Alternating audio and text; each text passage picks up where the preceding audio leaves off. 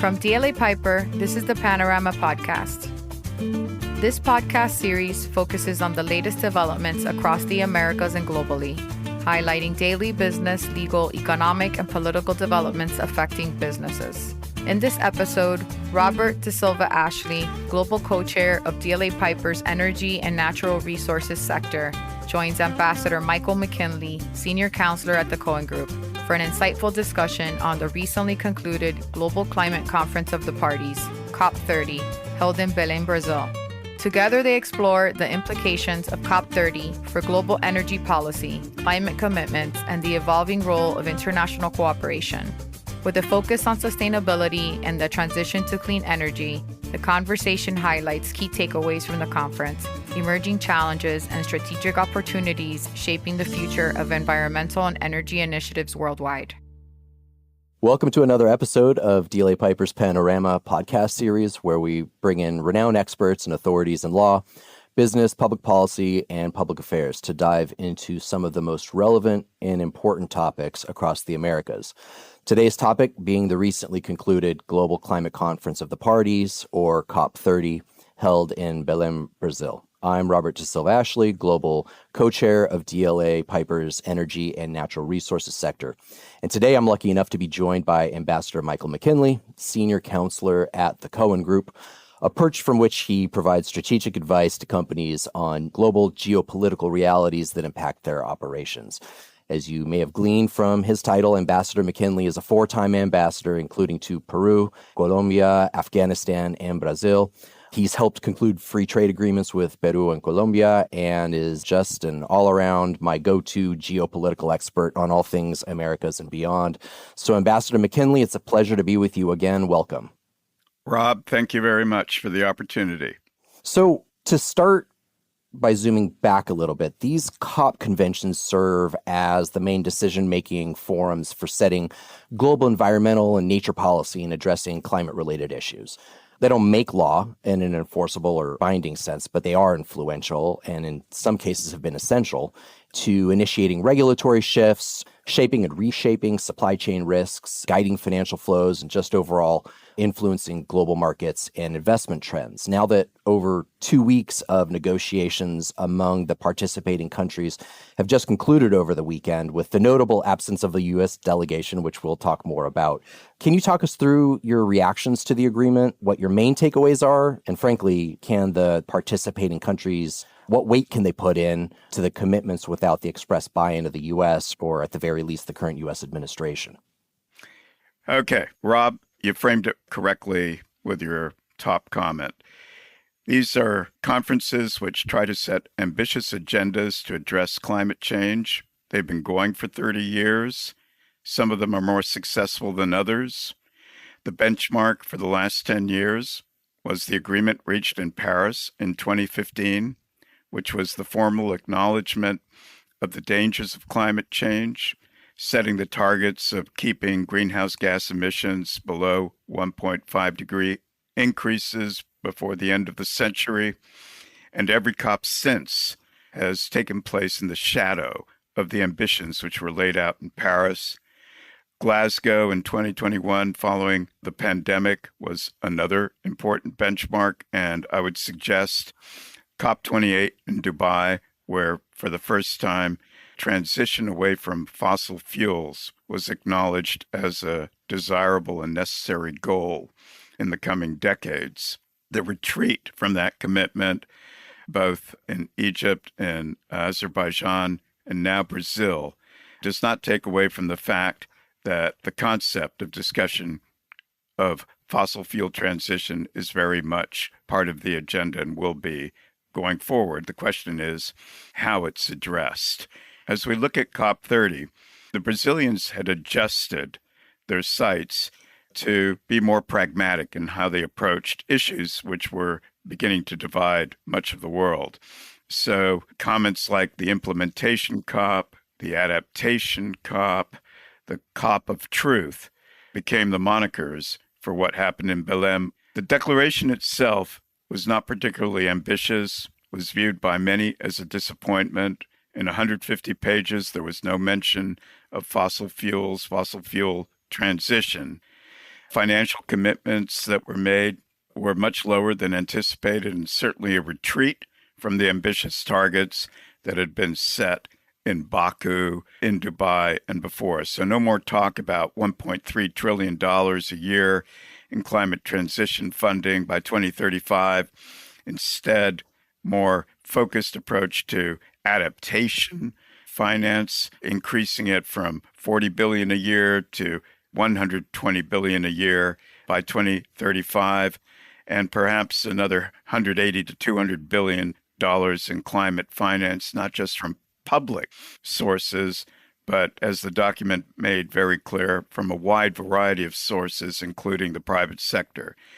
As we looked at the final declaration, there was an acknowledgement of the reality that overshooting 1.5 is now very likely. There was efforts to add additional elements to address devastation caused to nature by climate change. The Brazilians launched the Tropical Forests Forever facility with an ambition of drawing $125 billion in commitments at the end of the day. The total that was committed was $7.5 billion, gives an idea of the financial constraints that were at work at this COP.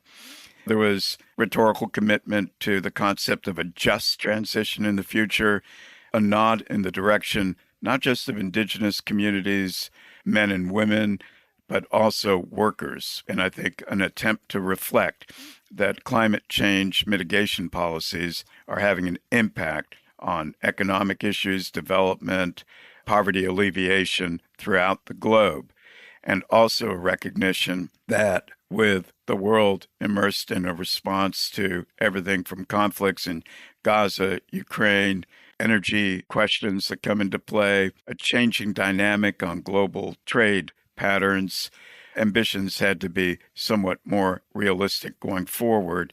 The United States was not present for the first time in 30 years, and the debates over what could be included in terms of firm commitments took over. But I think it's important to note that many of the ambitions that were outlined in previous COPs continued to be reaffirmed in the 8-page top-line declaration that covered the 150 pages of different sets of sub-agreements.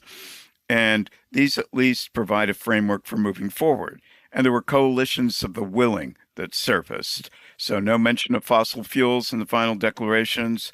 Yes, a loose coalition of over 80 countries, including the European Union countries, for the most part, much of Latin America, Pacific Island countries, Caribbean island countries, some African and Asian countries, committing to get together in Colombia in April of next year to continue the discussion on the transition from fossil fuels. In summarizing then, disappointment, if you look at the headlines in terms of what were always going to be unrealistic ambitions in arriving at firm commitments on implementation plans, action plans, given the variety of views at the table.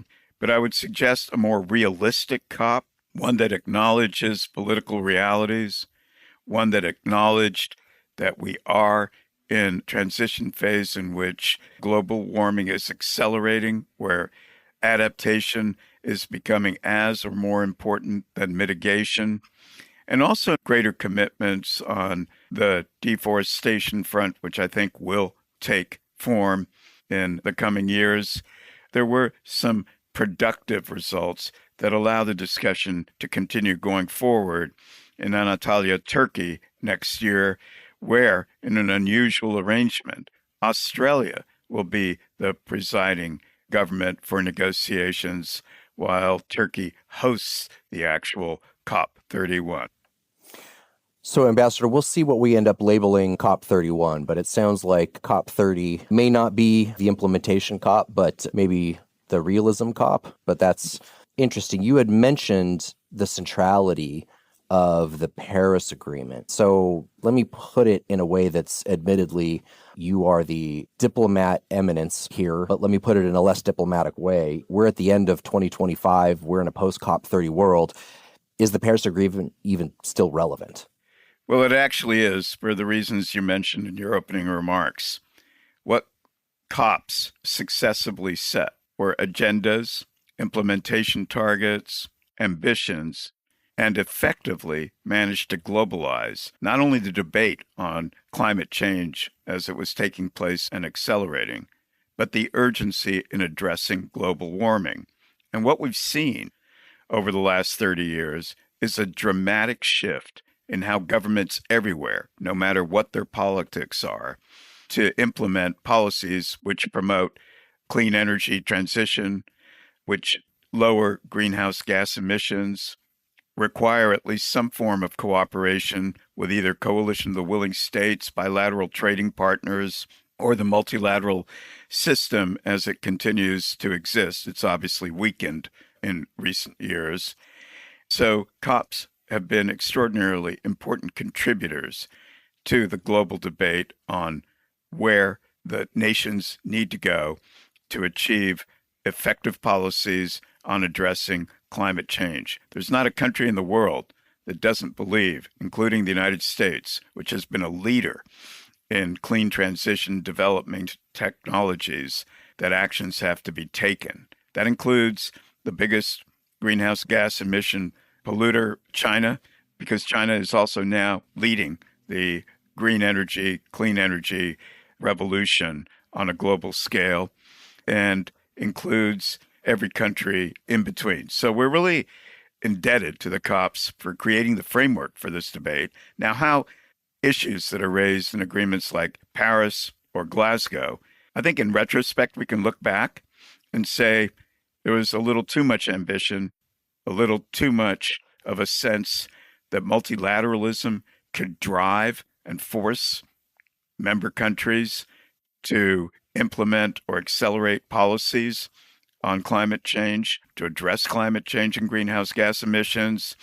And since Glasgow, I think we're seeing a more realistic approach in which it's acknowledged that there's going to be a two-speed or three-speed approach between how developed countries, economies approach the issues, how developing countries that still very much depend on expanding their access to energy for development approach the issue, and how countries that are transitioning out of developing into developed status also tackle the question. And COP30, for me, was recognition, partly because of the failure to agree, for example, a roadmap on fossil fuel transition. The tacit agreement that setting targets on global assistance funds, the 1.3 trillion a year by 2035, was not realistic when it was conceived, and that certainly became evident in Belém this year. But policies which are already being adapted and funded from the private sector, from development banks, from governments inside their own countries, and you group that all together, you can end up with significant contributions to adaptation policies globally. And I would suggest that reaffirming the importance of serious implementation plans, adjusting policies to ensure that populations in general and other urgent social and development issues are addressed, and to accelerate cooperation on the technology transfer, capital investments in green transition, addressing trade differences over requirements that, for example, the European Union places on carbon taxing on cross-border imports, or deforestation legislation requirements on imports, that all of these are issues that need to be debated and discussed going forward. That's a good thing. That's not a bad thing. So I do see this COP disappointing if you take the top lines, a little less so if you look at it in terms of we're now in a more realistic place, and countries are pushing forward anyways with the energy transition and with mitigation strategies, with adaptation strategies, and countries at every single level. And these conferences allow that debate to continue, drawing everybody together once a year. There is, and to come to a final point in response to your question, a sub-debate out there. Are COPs necessary anymore? Are they on life support? That debate, I think, is going to continue.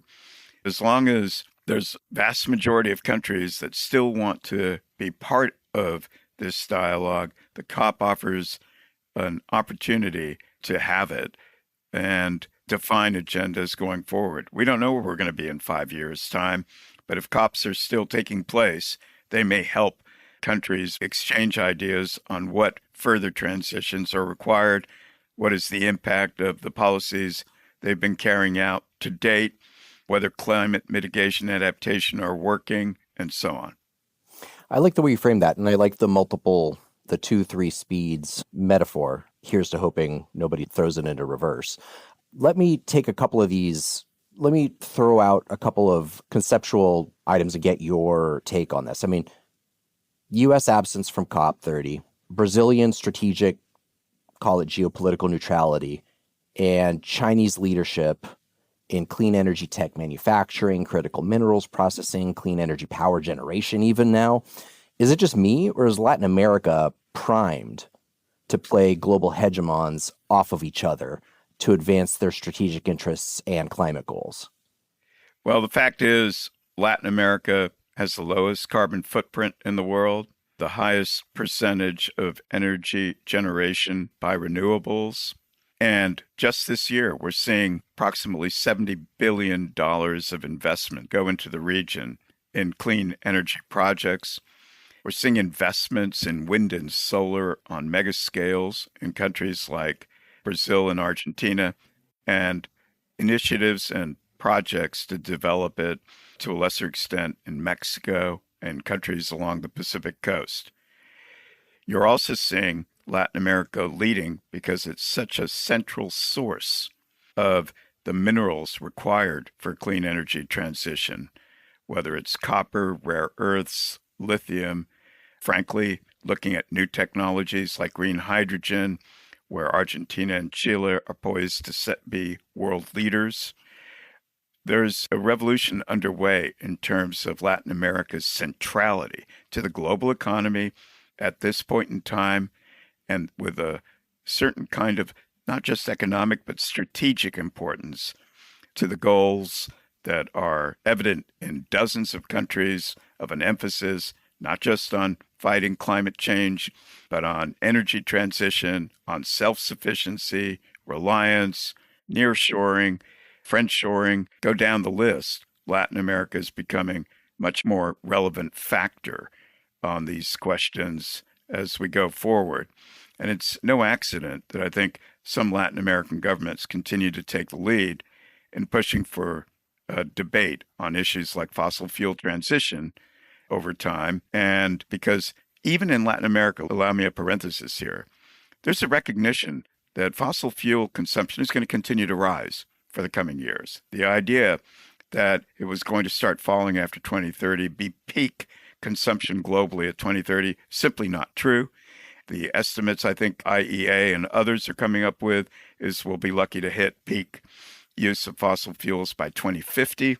So Latin America, you're seeing oil and gas exploration increase, production increase, places like Brazil, Argentina, Guyana, and I believe you're going to see efforts to include Mexico and other countries to explore new reserves inside their countries or in territorial waters. But it's important to emphasize that the clean technology drive is also moving very smartly in Latin America. It's not an either-or proposition. So what we're seeing in Latin America is this new importance for the global transition within the region, and frankly, the realism and pragmatism that I was speaking about earlier, evident not just in Europe or the United States or other countries we could mention, but in Latin America itself as it attempts to balance but still drive forward with policies that can address climate change. Before I transition to wrapping things up, I did want to get your take on focusing in on the private sector. And there's some talk, whether you characterize it as concern or not, that businesses are in practice walking back their climate pledges. And I think maybe some of that discussion is driven by a view of shifts in regulatory and political environments. At the same time, I think that any informed, realistic view of that would also have to take into account the competitive landscape in an environment of rising costs and supply chain bottlenecks and supply chain security concerns, inflationary pressures, and what has now become apparently insatiable power demand, which this is me editorializing, Ambassador, but I believe also play into any view of whether businesses are in practice walking back their climate pledges. That's on the one hand. On the other hand, I just opened up my email yesterday, and there's a new report from a major professional services firm finding that corporate ambition to support the energy transition actually remains strong, in that full net zero target setting by some of the world's largest companies has actually increased for the fourth year in a row. So, Ambassador, do you have a view on the private sector and what's going on here, what your view is today and on a go-forward basis? I think we can frame it in terms of what we're seeing in the shift in the global debate on climate change, about which policies to pursue, what kind of deadlines are realistic, whether deadlines are necessary at all, given current realities. The private sector has been driving much of the transition to clean energy. And without the private sector, frankly, I don't believe we would have seen as much of a transformation as we've had to date. So the efforts to transform grids, to invest in renewables, to look at the transition to electric vehicles sometime in the future, and it's accelerating in other parts of the world. Go down the list. It's private sector investment that's driving it. It was fascinating to see a Harvard Business Review survey of 75 global companies, including 25 of the top companies in the world in market capitalization in the S&P 100. And the fact of the matter is most of them are not really retreating from their ESG commitments. And if we take a look at figures, just last year, I think ESG investment of financial assets remain at over $3 trillion. If we take a look at what's projected for 2025 with global energy investments, it's about $3.3 trillion projected for this year. $2.2 trillion of that is going into renewables or clean energy related investments. So I'd say emphatic no.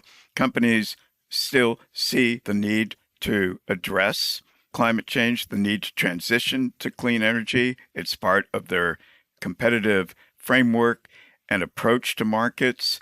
And they're just looking at targets more realistically, just as the rest of the world and governments are, as they move forward with policies at a governmental level. But companies themselves are, in fact, driving so much of what's happening at the ground level, at the financial level, in terms of commitments. It really is striking the extent to which the private sector is critical, central to this discussion. If we add the dimensions of the development of critical minerals, the strategic objectives of the United States, but not just the United States, to develop a greater resiliency, self-sufficiency, for example, in the supply and refinement of critical minerals. If we take a look at what the demands of energy are and will be for data centers worldwide, we take a look at what's required for modernization of electrical grids across the globe, it's going to be private sector driven. It's going to be private sector innovation and investments which make things happen. So again, there may be something of a retreat in terms of setting binding targets for companies, and there may be something of a retreat in some of the rhetoric of commitment to ESG goals.